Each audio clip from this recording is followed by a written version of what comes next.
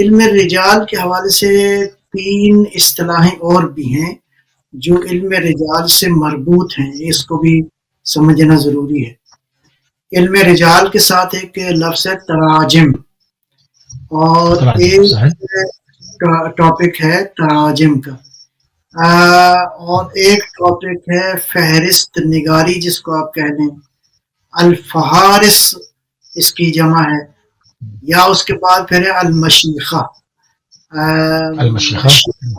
میں تینوں چاروں اصطلاحات کو تھوڑا سا میں عرض کرتا ہوں۔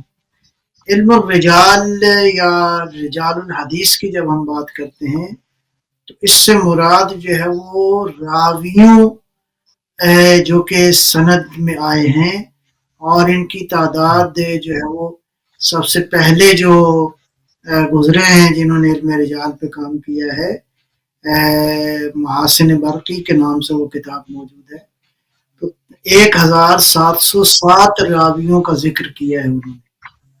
یعنی میرا مطلب ہے آپ کے ساتھ ضرورت ہے کہ ان سارے راویوں کو آپ علم رکھتے ہوں کہ یہ راوی کون ہے، کس اعتبار سے ان کا علم ضرور ہے۔ راوی کا ایک پہلو جو ہم علم رجال میں بحث کرتے ہیں وہ ہے ان کی وثاقت ہے، ان کی عدالت ہے، ان کا فرض کرو کس اعتبار سے ہمیں ان کا ضابط ہونا ہے، یعنی ان کی یادداشت کیسی تھی، وہ چیزیں جو کہ ڈائریکٹ ریلیٹڈ ہیں حدیث فہمی کے حوالے سے۔ تو یہ ساری بحثیں جو ہوتی ہیں یہ علم رجال میں ہیں۔ جو اگلا ٹاپک ہے وہ ہے تراجم۔ تراجم جو ہے وہ اردو والا ترجمے والا نہیں ہے، تراجم بیسیکلی بایوگرافی ہے۔